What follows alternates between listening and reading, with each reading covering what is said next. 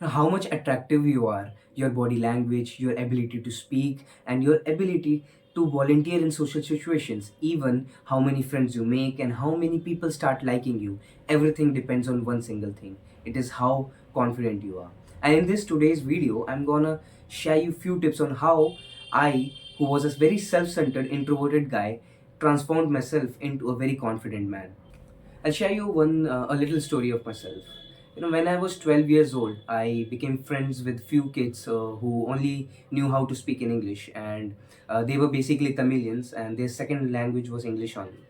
And however, I was very afraid of speaking in English because it was not my first language or even second language, and there was no environment for me. There were in my household everyone spoke in Hindi, so I was kind of very afraid to interact with them. I avoided them, and I eventually became very introverted. I felt left out. I started learning. I started, my fear just came out. I started speaking, and fast forward the time to today, I can speak even in front of 100 people. That's how confident I am today. And what I did to get this type of confidence in my life, I'll share you in further steps. So I'm going to share you one primary rule, and that is confidence comes from practice. And you've got to put yourself in really tough situations, which actually trains you to be more confident. I constantly came into situations which actually challenged me. When I was 13, I spoke in front of 100 people in English, and sometimes even today I make grammatical mistakes, but I am no longer afraid.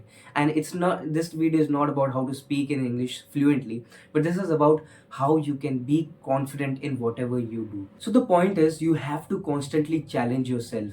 So confidence can only come through practice, and if you don't practice, your confidence will you will never be confident person. So whatever you lack, you have to practice again, fail again. Never be feared by anything else. Most of the people are so much afraid to put themselves in situations. Most of the people are very afraid of making mistakes, but when you make mistakes, you'll eventually learn, you'll eventually grow, and that's the number one habit that will make you a confident man.